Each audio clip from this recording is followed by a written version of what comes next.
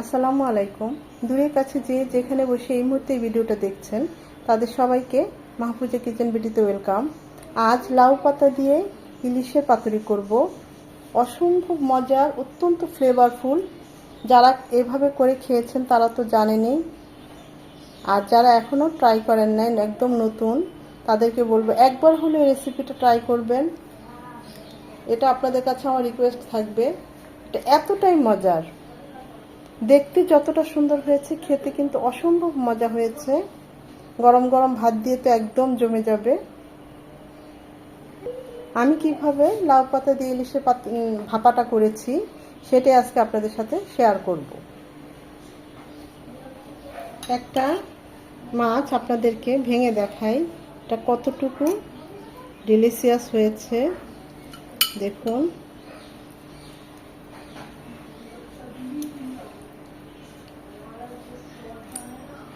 অনেক গরম তাই হাতে ধরতে পারছি না। অসম্ভব মজার, অসম্ভব মজার, যেমন জুসি তেমন টেস্টি। এটা কিন্তু একদম হার্ড হয়ে যায় নাই, দেখতেই পাচ্ছেন কাঁচামরিচগুলো একদম সব সেদ্ধ হয়ে কুক হয়ে গিয়েছে। মাছটাও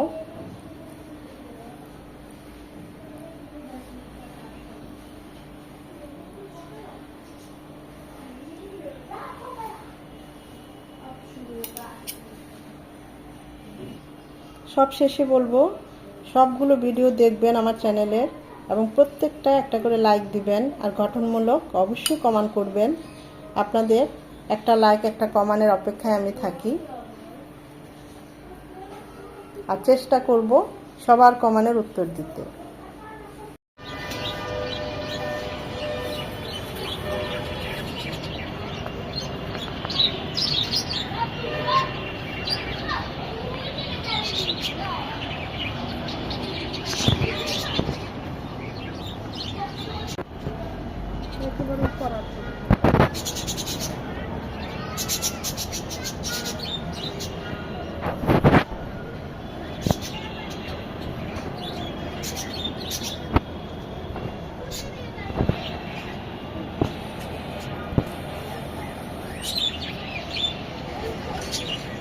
জাস্ট 3 থেকে 4টা পাতা ইলিশ মাছ দিয়ে ভাপা করব।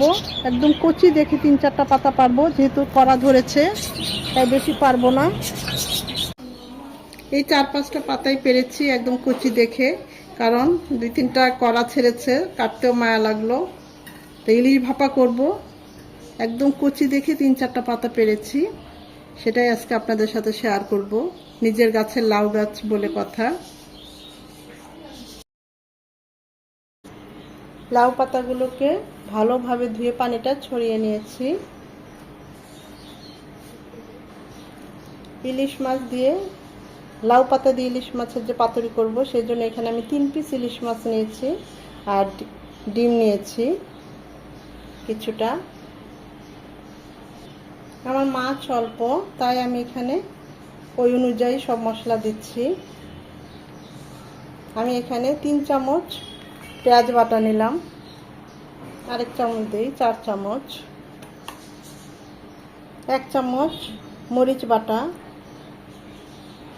1 চামচ কাঁচামরিচ বাটা। ঝালটা যে যেমন পছন্দ করেন ওই অনুযায়ী দিবেন। হাফ চামচ হলুদ গুঁড়ো, হলুদ গুঁড়োটা অবশ্যই খুব কম দিবেন, তা না হলে কিন্তু হলুদের গন্ধ করবে।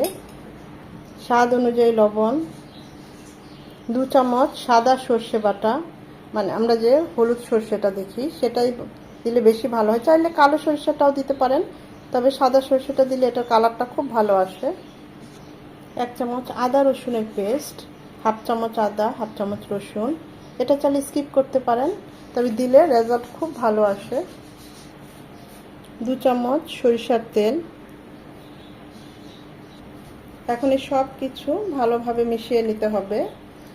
আমি এখানে জিরা গুঁড়ো দিলাম না, ইলিশের ফ্লেভারটা তাহলে স্ট্রং থাকবে না।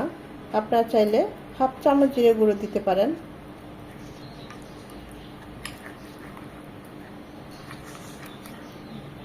খুব ভালোভাবে মশলাটা মিশিয়ে নিতে হবে।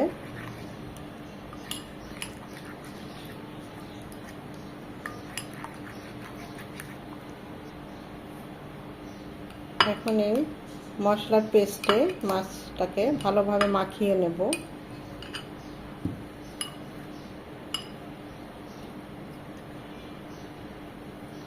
তাহলে সরাসরি আমরা যে ভাপে দেব ওই পাত্রেই রেখে দিতে পারতাম, কিন্তু আমি একটু মাখিয়ে দিলাম মাইন্ড স্যাটিসফ্যাকশনের জন্য, আর কিছুই না, সেম জিনিস।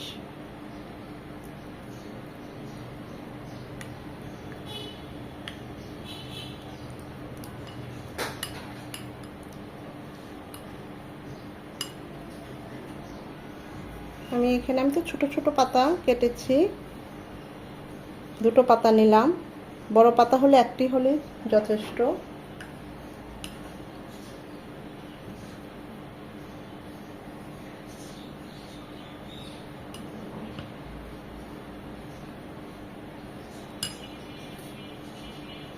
সাথে দিয়ে দিচ্ছি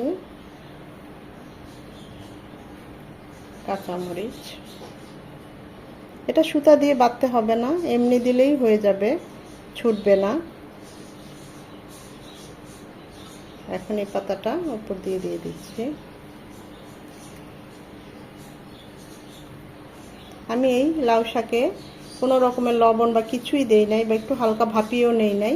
এখানে আমি মাছের যে মেরিনেশন, এখানে একটু সামান্য লবণটা একটু বেশি দিয়েছি, যেন পাতার সাথে পরে অ্যাডজাস্ট হয়ে যায়।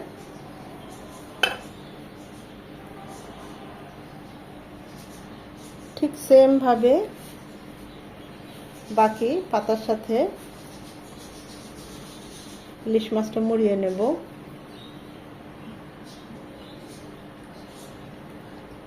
একবার যারা এখনো ট্রাই করেন নাই, আমি বলবো একবার হলো এভাবে লাউ পাতা দিয়ে ইলিশ মাছটা ভাপিয়ে খাবেন। তার উপর যদি থাকে এরকম নিজের হাতে লাগানো গাছের পাতা, তাহলে তার কোনো কথাই নেই।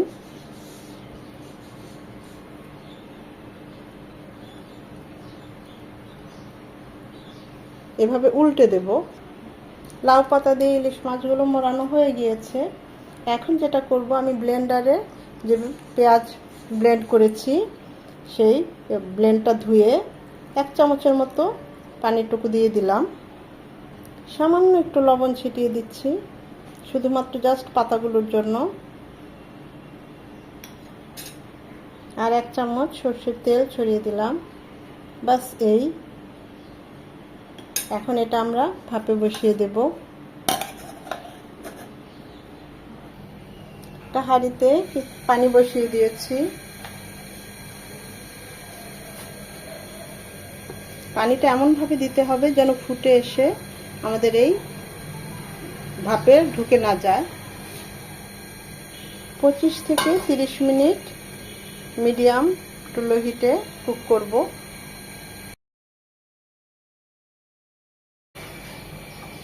ফিরে এলাম 30 মিনিট পর। পানিটা একদম শুকিয়ে গিয়েছে। মাশাআল্লাহ,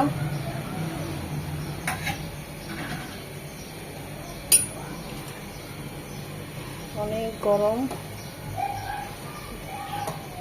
একদম গা মাখা হয়ে গিয়েছে, পাতাগুলো সব সেদ্ধ হয়ে গিয়েছে।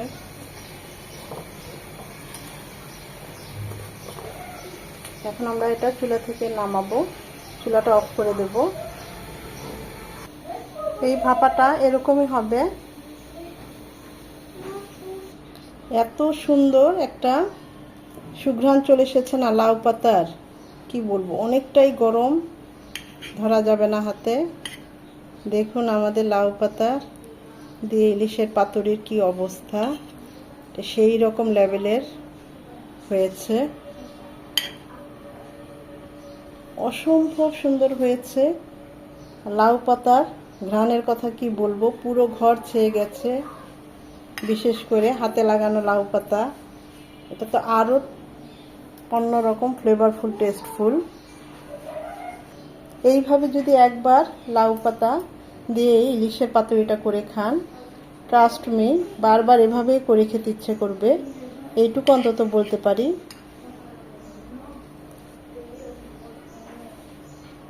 অসম্ভব মজার, অসম্ভব মজার। মুখে লেগে থাকবে, অনেক দিন মনে থাকবে এর স্বাদ। এইটুকু অন্তত আপনাদের বলতে পারি। ভিডিওটা যদি ভালো লেগে থাকে অবশ্যই একটা লাইক দিবেন, কারণ এই লাইকটা পরবর্তী ভিডিও করতে আমাকে উৎসাহিত করে, সাহায্য করে। সময় নিয়ে যারা এতক্ষণ এই ভিডিওটা দেখছেন তাদের সবাইকে আন্তরিক ধন্যবাদ।